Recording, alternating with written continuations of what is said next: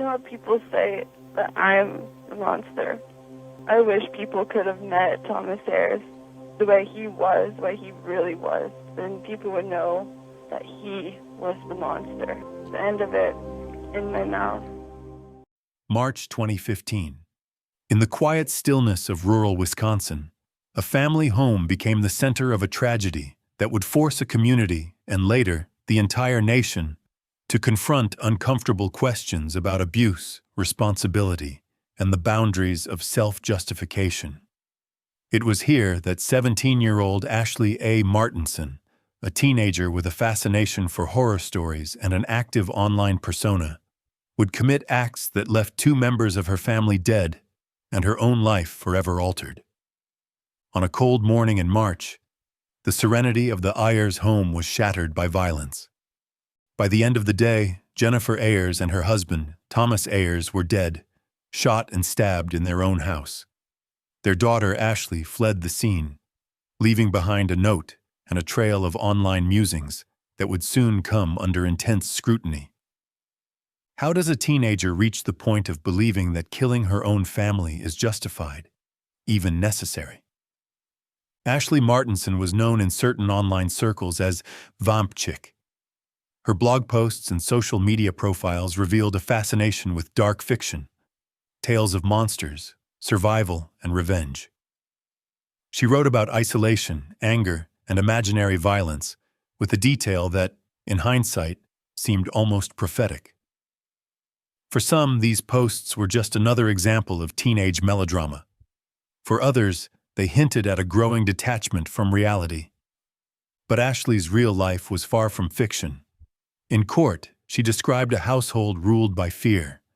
She accused her stepfather, Thomas Ayers, of physical and psychological abuse. According to her testimony and supporting statements from some friends, Ashley felt trapped and helpless, convinced that her family situation offered no escape. Her mother, Jennifer, was depicted as complicit, unable or unwilling to protect her daughter from the alleged mistreatment. Yet investigators, and later the court, would question how these circumstances translated into the events of that March morning. Ashley armed herself with a shotgun and a knife. She shot Thomas Ayers in the bathroom, then turned the weapon on her mother, Jennifer, before stabbing her repeatedly. The attack was brutal and deliberate, leaving little doubt about her intent. In the aftermath, Ashley gathered her belongings and fled across state lines, heading south toward Indiana. Her younger siblings, left unharmed in a bedroom, were found by police after making a desperate 911 call. The manhunt for Ashley was brief. She was apprehended within days, still with the weapon and the note she had written before leaving home. During interrogation and the subsequent legal proceedings, Martinson spoke at length about her motivations. She insisted that the killings were an act of self-preservation, a desperate response to years of abuse. Her defense team pointed to her youth, her history of trauma, and the psychological toll of her family life. They argued that the system had failed her long before the events of March 2015. Prosecutors, however, maintained that alternatives had been available to Ashley. She could have reached out for help, confided in a teacher, or run away without resorting to violence. They pointed to her carefully maintained blog as evidence of planning and a disturbing fascination with the act itself. The court noted her attempt to flee the state, a clear sign, they said, of her awareness that what she had done was a crime. The case gripped the public, drawing both sympathy and condemnation. Some saw Ashley as a victim driven to the brink by circumstances beyond her control. Others viewed her as a calculating killer who chose murder over other solutions. The truth, as is often the case, was complex, woven from fear, anger, and choices that could never be undone. In 2016, Ashley Martinson pleaded guilty to second-degree homicide charges, accepting a sentence of 23 years in a Wisconsin state prison. Her conviction was upheld on appeal in 2019. During her time behind bars, Martinson reportedly told interviewers that she was happier in prison than she had ever been at home. The statement was both jarring and revealing, offering insight into her mindset and the depths of her isolation, but also highlighting a continued focus on her own relief rather than remorse for the lives she had ended. For the surviving members of the Ayers family, there is no undoing what happened. The loss of Jennifer and Thomas Ayers rippled outward, leaving grief, anger, and questions that will never be fully answered. The Martinson case stands as a cautionary tale about the dangers of unchecked family dysfunction, the limits of self-justification, and the high cost of violence as a solution. Today, Ashley Martinson remains incarcerated in a Wisconsin correctional facility. She will not be eligible for release until at least 2038. The story she leaves behind is a reminder that tragedy rarely comes from a single decision. It is the end of a long, winding road paved with pain, missed opportunities, and choices made in the darkest of places. At age 13, she became obsessed with Ouija boards, and it grew from there. She got into Dungeons and Dragons, and it kept on. She started devouring books on witchcraft, and then finally she said she got to the point where the devil himself educated her. Polite. No, sir. Tennessee, April 1997. A quiet interstate rest stop, somewhere along the borderlands of Tennessee, became the stage for a crime so senseless, so brutally random, that even decades later, it stands as one of the most infamous family tragedies in state history. That spring, the Lilla Lid family, Vidar, Delphina, and their 6-year-old daughter Tabitha, were driving home after a church event, unaware that their path would cross with a group whose leader was just 19 years old, Natasha Cornett. By the time night fell, the entire Lilla Lid family would be gone.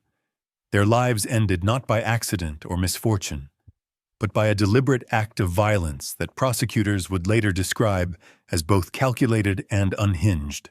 Natasha Cornett was, by all outward appearances, a troubled young woman from the Appalachian foothills.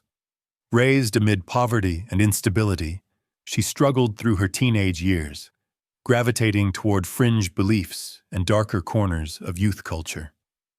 By the time she was 18, Cornett had begun to refer to herself as Satan's daughter. She adopted an identity that rejected the values of her rural upbringing, surrounding herself with others who felt like outsiders, teens drawn to heavy metal, dark fashion, and an ideology that embraced nihilism and violence. But for all her bravado, Cornett's real influence lay in her charisma. She had a way of drawing others in, encouraging her small group of friends to think of themselves as special, chosen, apart from society. Under her leadership, what began as adolescent rebellion metastasized into something far more dangerous. On April 6, 1997, Cornett and 5 others set out on a road trip across the South. The group, restless and broke, drifted from one small town to another. But that evening, at a Tennessee rest area, their journey took a deadly turn. The Lilla Lid family, just passing through, stopped for a break. Vidar and Delphina were immigrants from Sweden and Honduras, making a new life in America with their children. They were, by all accounts, kind and hopeful, a family defined by faith and optimism. The encounter with Cornett's group was unplanned and random, a momentary collision of two worlds that should never have touched. What began as a carjacking quickly escalated. Witnesses would later testify that the Lilla Lids were forced at gunpoint into their own van. The group drove them to a secluded gravel road, where without warning, multiple shots were fired. Vidar, Delphina, and Tabitha were killed instantly. Their 2-year-old son, Peter, was left for dead, but miraculously survived, though gravely wounded and orphaned in a single night.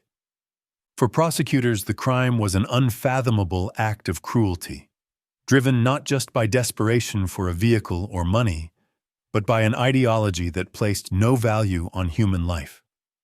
In court, Cornett's defense cited her difficult upbringing, mental health struggles, and the influence of her chosen beliefs. She had spoken of satanic influence, calling herself an instrument of darkness. But the facts were stark. Under her leadership, an innocent family had been targeted and destroyed. After the shootings, Cornett and her accomplices fled the state, heading north in the stolen van. Their flight ended in the Midwest after a multi-state police pursuit and a tense standoff at the Canadian border. When the group was finally apprehended, the relief among law enforcement was palpable.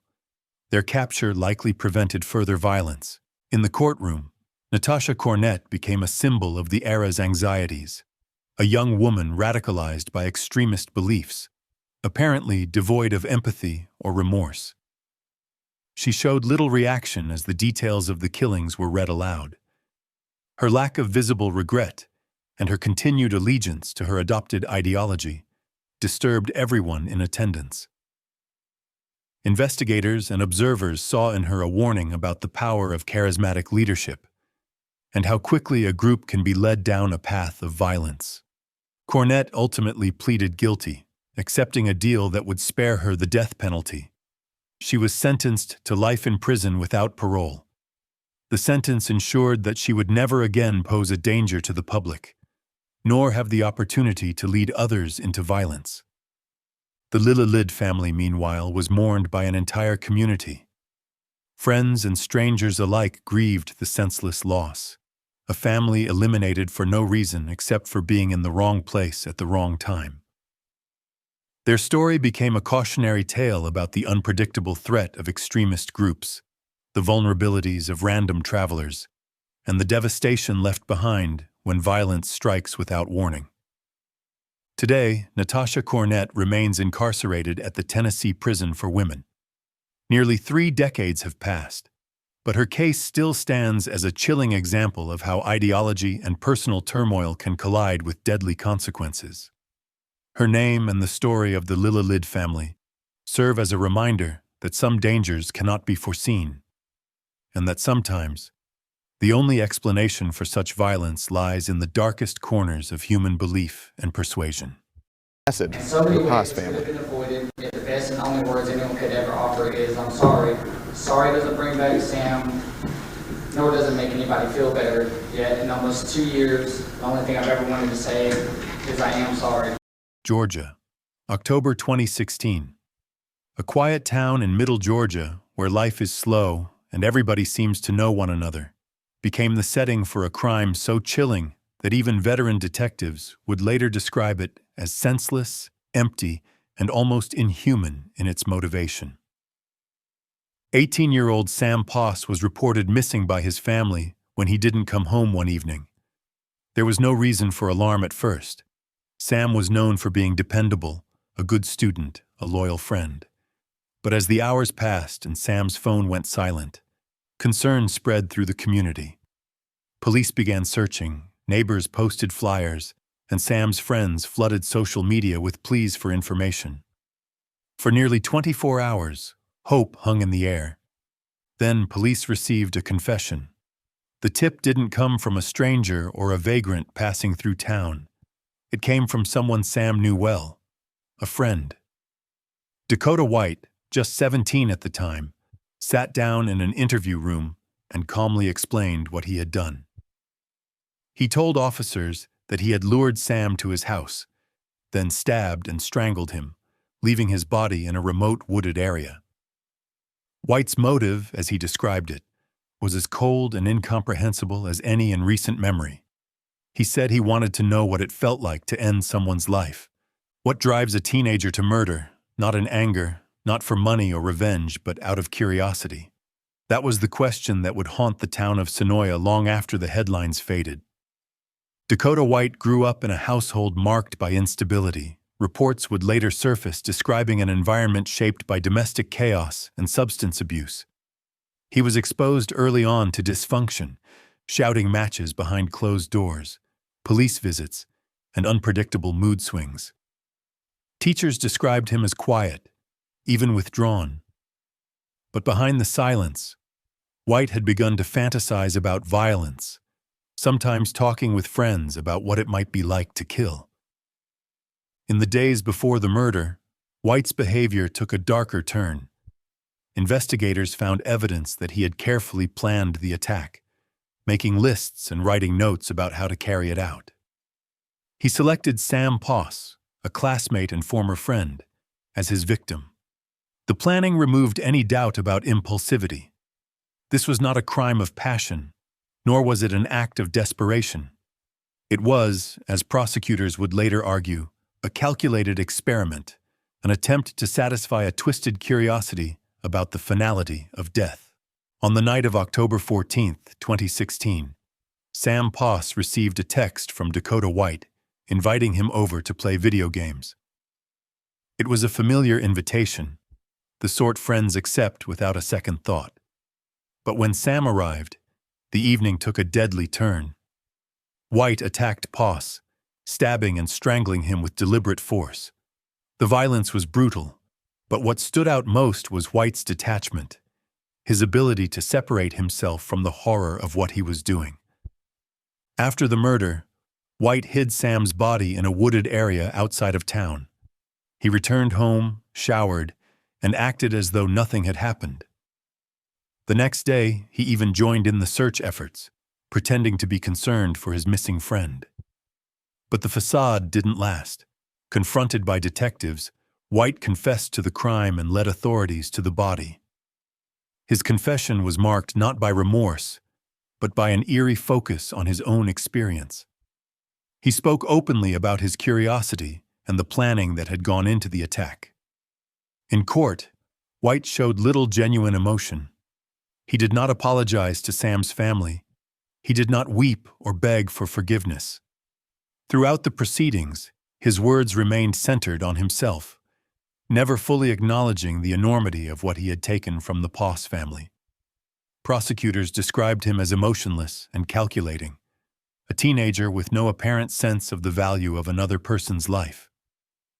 In 2018, Dakota White was convicted of murder and sentenced to life in prison without the possibility of parole. The Georgia Supreme Court upheld the sentence in 2020, rejecting any appeals for leniency. White will spend the rest of his days in a Georgia State Correctional Facility. For the town of Sonoya, the loss of Sam Poss was shattering. He was remembered as a young man with a quick smile and a bright future, a teenager who had the misfortune to become the object of another's deadly experiment. The senselessness of the crime, murder for curiosity's sake, left a wound that would not heal quickly. Friends, teachers, and family gathered to mourn a life cut short, struggling to make sense of a violence that seemed to have no purpose. What makes the case of Dakota White so disturbing is not just the brutality of the act, but the emptiness behind it. When human life is reduced to an experiment, when curiosity crosses the line into murder, it exposes a darkness that few can comprehend. It is a reminder that evil sometimes wears an ordinary face, and that the greatest danger can come from those who seem closest to us. Today, Dakota White sits behind bars, his life defined by the choice he made one October night. The lesson he leaves behind is stark. The boundaries between fantasy and action, between thought and crime, can be thinner and more dangerous than anyone wants to believe. You took our child away. Unlike you, Melissa loved people, always wanting to help others. Macomb County, Michigan, August 2023. On a sunlit afternoon in late summer, the roads of Macomb County bustled with everyday traffic, families running errands, commuters heading home, children in the back seats of minivans. But in a single, violent moment, that normalcy was shattered by the sound of screeching tires and the sickening crash of metal against metal. When the dust settled, the cost would be counted not just in broken glass, but in lives that could never be restored. It began with a routine traffic stop, one more attempt by local police to bring order to a teenager who had spent his young life skirting the edges of the law. Travion Twan D'Angelo Smith, just 18 at the time, was known to law enforcement. He had fled from officers before, running from accountability rather than facing the consequences of his actions. That day, as officers tried to pull him over, Smith made a decision that would alter countless futures. He floored the accelerator, weaving through traffic at breakneck speed, his only goal to escape, no matter the cost. What drives a person to risk everything, not just their own life, but the lives of innocent strangers, rather than submit to the law? That question would haunt Macomb County long after the police sirens faded. As Smith sped through the streets, the chase reached a deadly crescendo. He ignored red lights, cut off other drivers, and pushed his vehicle beyond control. At an intersection crowded with unsuspecting motorists, Smith's car collided at full speed with a vehicle carrying Faith Gumma, a young woman in the final trimester of her pregnancy. The force of the impact was catastrophic. Gumma and her unborn child were killed instantly. Their car spun out, crumpling under the force, while Smith's own vehicle came to rest a short distance away, battered and smoking. The crash site became a scene of chaos and heartbreak. Emergency crews rushed to extract Gumma from the wreckage, but it was already too late. The hopes and dreams of a new family ended in an instant. For the officers at the scene, the devastation was undeniable, and so was Smith's responsibility. He had not escaped. Injured and in shock, he was apprehended before he could flee, handcuffed beside the ruins of the lives he had destroyed. In the days that followed, the community struggled to process the enormity of the loss. Faith Gumma was remembered as a woman on the cusp of a new chapter, excited to welcome her child, surrounded by family and friends who awaited the baby's arrival. Instead, they found themselves planning 2 funerals, left to grieve not only a beloved daughter, but the grandchild they would never hold. The double tragedy sent ripples through the neighborhood, sparking outrage and sorrow in equal measure.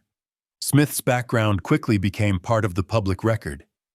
His history of running from police, of minor offenses escalating into life-altering consequences, pointed to a pattern: a young man who had never learned to respect the law or value the safety of others. In court, prosecutors argued that Smith's actions were not just a split-second mistake, but the culmination of years of disregard for authority. When given the choice between accountability and flight, he had chosen himself, no matter who stood in his way. Throughout the legal proceedings, Smith remained largely unmoved. Witnesses and family members described his demeanor as detached, focused on his own legal fate rather than the family he had wiped out. When given the chance to address the court, he offered no meaningful apology, no recognition of the harm he had done. The judge did not mince words during sentencing. He spoke directly to Smith, telling him that through his selfish choices, he had wiped out a family, a mother, an unborn child, a future that would never unfold. The sentence reflected the gravity of that loss: 25 to 50 years in prison on second-degree charges. There would be no quick release, no easy second chance. For the Gumma family, the verdict brought only a hollow sense of justice. Their memories of Faith, a daughter who was always smiling, a soon-to-be mother who decorated a nursery and shared ultrasound photos with pride, remained undimmed by time or headlines. The senselessness of her death became a warning to others that one person's reckless choices can ripple out, destroying lives far beyond their own. Today, Travian Twan D'Angelo Smith sits behind bars in a Michigan State Correctional Facility. His case stands as a sobering reminder of what happens when selfishness and criminal thinking collide with the realities of everyday life. The tragedy he caused will echo for years, a permanent shadow over a family whose only crime was being in the wrong place at the wrong time. West Virginia, September 2012. A quiet stretch of rural road winds through the trees, leading to a modest family home, a place that once promised safety, warmth, and belonging. But that September, the Spencer household became the epicenter of a tragedy so profound, it left an entire community stunned and searching for answers. On a late afternoon, police responded to a 911 call at the home of Frederick and Dixie Spencer. Inside, they found a scene that would haunt even the most seasoned investigators: the bodies of Frederick, Dixie, and their daughter Patience. All three had been shot and killed. The killer was not an intruder, nor a stranger passing through. He was someone who knew every corner of that house, someone who shared meals at the same table. Their son, 16-year-old Joseph Spencer, was arrested at the scene. What could drive a teenager to annihilate his own family in such a deliberate, systematic way? To neighbors, the Spencers were an unremarkable rural family. Frederick and Dixie were known for their kindness and hard work. Patience, Joseph's sister, was quiet and studious. Joseph himself had grown up in the same close-knit community, played sports, and attended the local high school. There was little to suggest the storm brewing beneath the surface. But as details began to emerge, it became clear that beneath the ordinary rhythms of rural life, the Spencer family was struggling with something unseen. Investigators would later describe the crime as methodical. Each victim was shot individually, no wild outburst, no apparent panic. The evidence pointed to either careful planning or a complete psychological rupture. There were no notes left behind, no manifestos, and no last-minute confessions. The motivation, police concluded, stemmed from ongoing family disputes. Yet, even among those closest to the family, the specifics remained a mystery. The arguments had never seemed dangerous. No one thought they would end in bloodshed. Joseph was found at the scene offering no resistance. He made no attempt to flee. There was no denial, no story about masked assailants or home invasions. The truth was clear, and the evidence undeniable. With the bodies of his parents and sister nearby, Joseph was taken into custody. As the case moved to court, Joseph's demeanor became a focal point. He displayed no outward signs of remorse. No tears, no apologies, not even a flicker of regret. Courtroom observers described him as detached, his answers to questions flat and emotionless. For prosecutors, this emotional distance was chilling, suggesting either deep psychological disturbance or the total severing of any meaningful family bonds. The trial was mercifully brief. Joseph Spencer pleaded guilty to 3 counts of murder, avoiding a potential death sentence. The court handed down 3 consecutive life terms, no chance of parole, no possibility of ever walking free. The judge, in his remarks, noted the absence of any mitigating circumstances, any hint of mercy. There were no family members left to plead for understanding or to offer explanations. Joseph had not only taken lives, he had erased his own history. The devastation rippled through the small West Virginia community. Friends and neighbors were left to process the unthinkable, the sudden, violent obliteration of an entire family, not by some distant threat, but from within. The Spencer house, once a symbol of ordinary life, became a dark landmark, a reminder of how quickly the familiar can turn to horror. The tragedy raised difficult questions. How could such violence erupt without warning? What, if anything, could have been done to prevent it? The truth was, nobody saw it coming. Joseph Spencer had no criminal record, no obvious signs of instability, no documented threats. Yet somewhere in the privacy of that home, tension had grown unchecked, and whatever conflicts existed found their resolution in a moment of irreversible violence. For the community, the loss was absolute. There were no survivors to share memories, no relatives to offer perspective. The Spencers were mourned by friends and neighbors who remembered them as good people, hard-working, private, maybe troubled, but never dangerous. Their deaths became a cautionary tale about the dangers that can fester behind closed doors, and the importance of paying attention to the silent struggles that sometimes exist within families. Today, Joseph Spencer remains behind bars in a West Virginia state correctional facility. He will never be released. His case stands as a grim warning.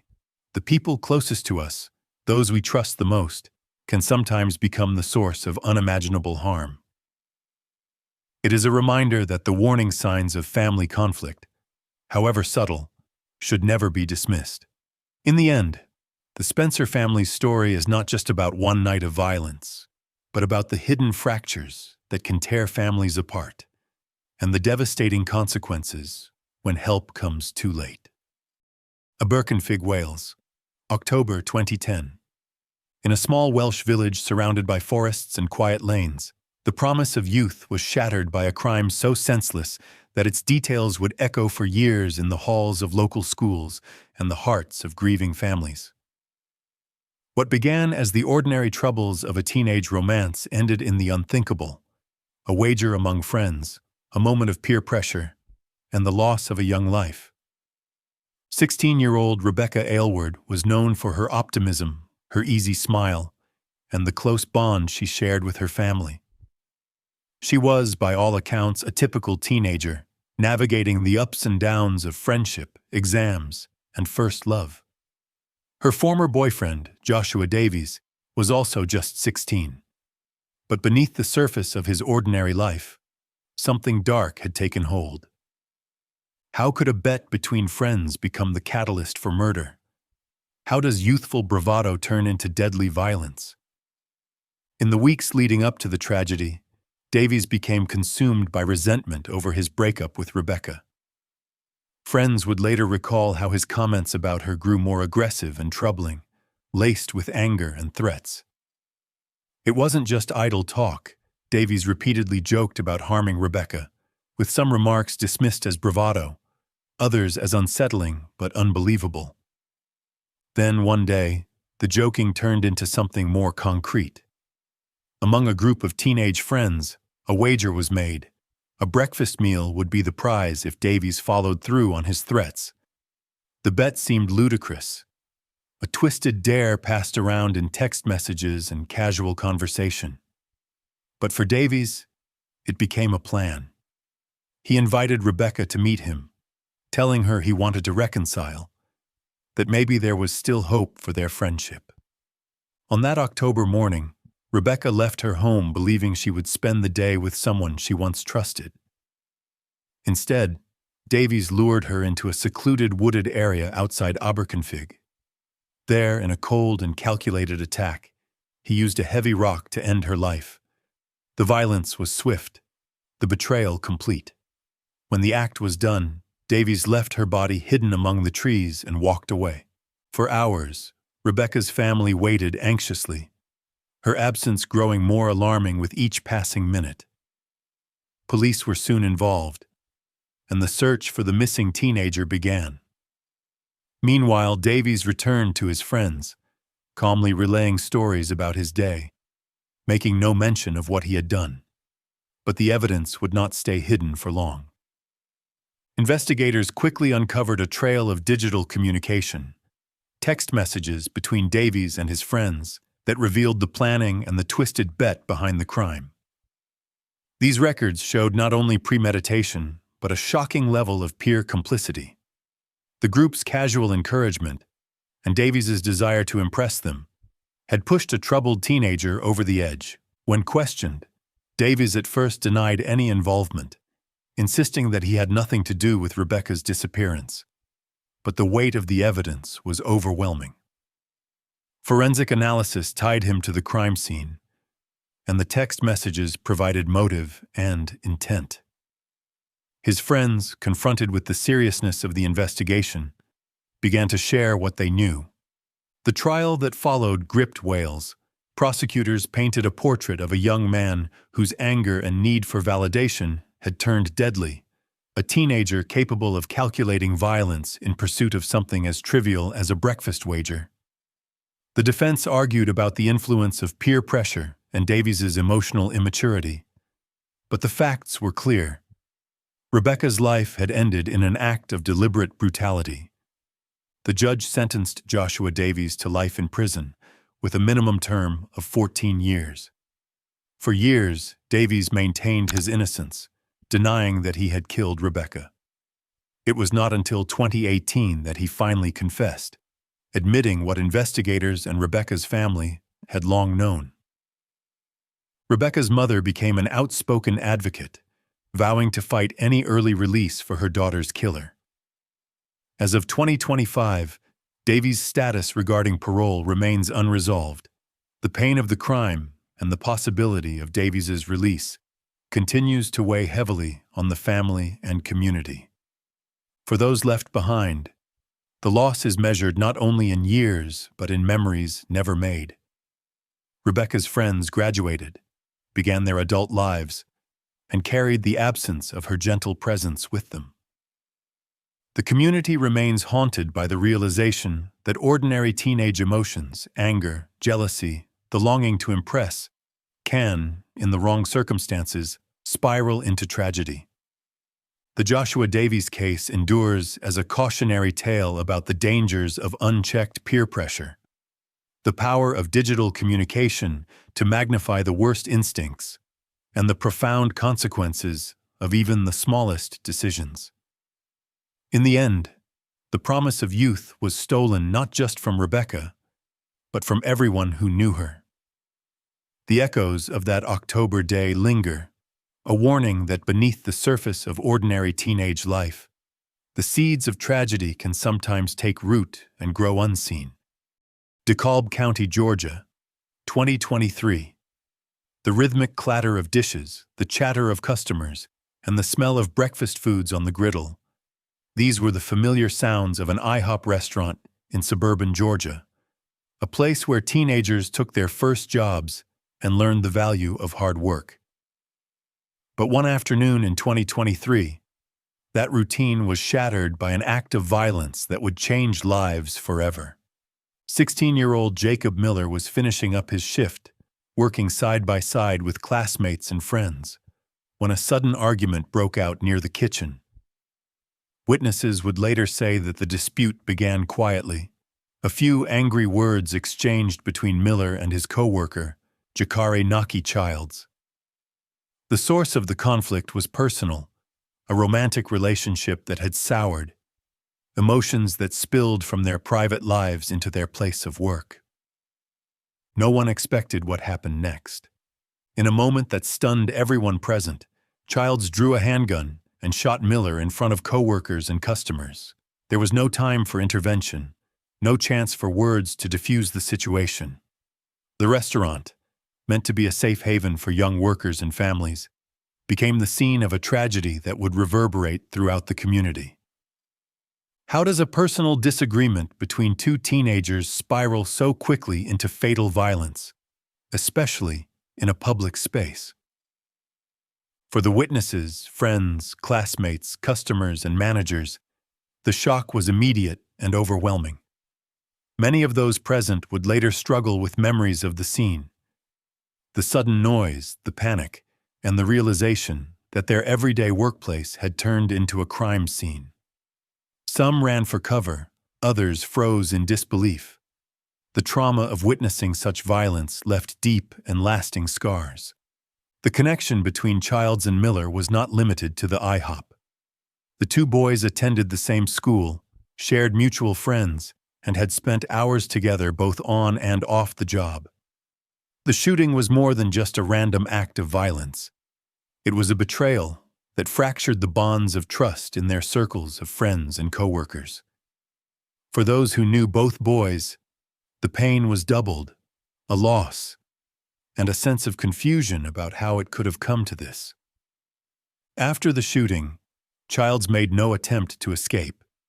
He remained at the scene, surrounded by stunned onlookers and arriving police. His actions in the moments after the crime suggested either a profound disconnect from reality or a need to confront the consequences head-on. When authorities questioned him, Childs offered little explanation and showed no remorse for his actions, nor for the impact on the traumatized witnesses. Instead, his attention seemed focused inward, his concern only for himself. The legal process was swift and unambiguous. The evidence against Childs was overwhelming. Multiple eyewitnesses, surveillance cameras, and the weapon itself. The community followed the case closely, searching for answers in the testimony, hoping for insight into how a simple workplace dispute could end so catastrophically. In June 2025, a jury found Childs guilty on all major charges. During sentencing in July, the courtroom heard powerful impact statements from Miller's family, co-workers, and friends. They described Jacob as a hard-working, ambitious young man who had taken on a part-time job to help support his family and build a future. His death, they said, left a hole that could never be filled. Co-workers spoke about the fear and grief that lingered after the shooting, the anxiety that followed them back to work, the empty chair in the break room, the silence that replaced their easy camaraderie. The judge handed down a sentence of life imprisonment with the possibility of parole, acknowledging the gravity of the crime and the pain inflicted on the entire community. For many, the verdict brought a measure of justice, but no true closure. The reality remained. A young life was gone, another irrevocably changed, and a community left searching for meaning in the aftermath of senseless violence. Jacob Miller's memory endures in the stories told by his family and friends. A dedicated worker, a loyal son and friend, someone with dreams and plans that were stolen in an instant. His murder serves as a stark warning about the dangers of unresolved conflict, and how quickly personal disputes can escalate beyond control when anger replaces communication. Jakari Naki Childs now serves his sentence in a Georgia State Correctional Facility. The questions raised by his actions about youth violence, workplace safety, and the fragile boundaries between private turmoil and public safety remain unanswered. Marion County, Florida, March 2023. It was a string of violence that would haunt the memory of a quiet Florida county. 3 teenagers gone in the space of days. 3 families left forever incomplete. In the spring of 2023, Marion County found itself at the center of a manhunt, a search for answers, and a reckoning with a new generation of organized violence.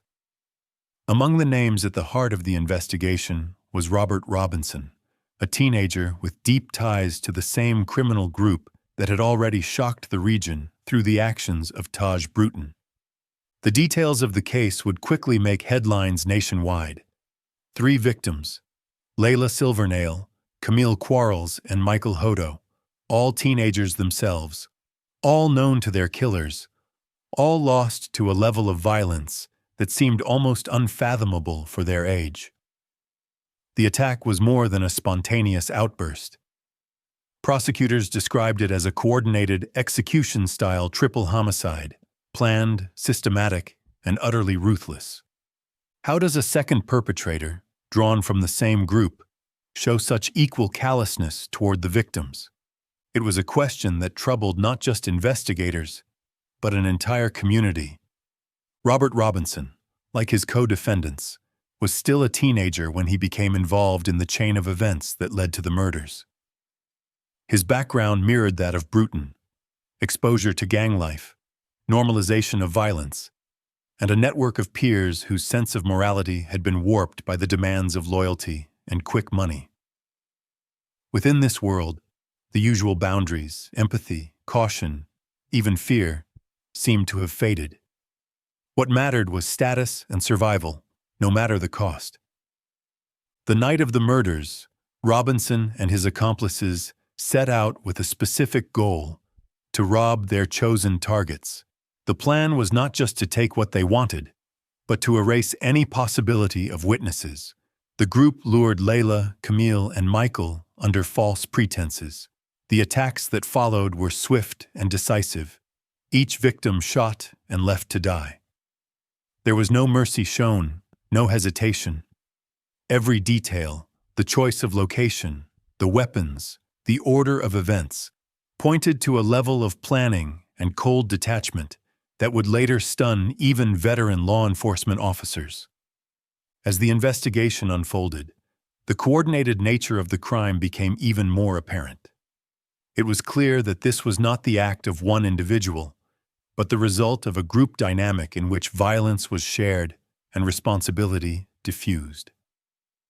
Robinson, for his part, displayed the same willingness to participate in every stage of the attack. In the courtroom, prosecutors would later argue that he was just as culpable as any other member, his actions marked by the same chilling lack of empathy. When the victims' families spoke during the trial, their words returned again and again to the cruelty of the crime. They described not just the loss of 3 young people, but the manner in which they died, execution style, methodical, and with no regard for pleas or pain. For parents, siblings, and friends, the brutality was almost as hard to bear as the loss itself. Robinson's arrest, alongside his co-defendants, came at the end of an intensive multi-agency manhunt. Law enforcement officials worked around the clock, aware that those responsible were armed, organized, and capable of further harm. The response was swift, involving local, state, and federal agencies. When Robinson was finally taken into custody, it ended the immediate threat, but could not erase the damage already done. Throughout the court proceedings, Robinson's demeanor echoed that of his co-defendants.